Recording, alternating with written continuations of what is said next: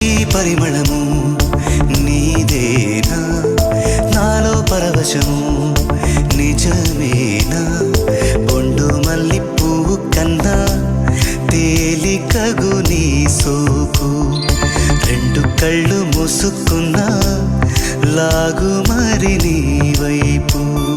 సొగసును చూసి పాడగా ఎలా, కనులకు మాట రాదుగా అలా, వింతల్లోనూ కొత్త వింత నువ్వేనా, ఆ అందం అంటే అచ్చంగాను నువ్వే, ఏ చిలిపి కళ్ళ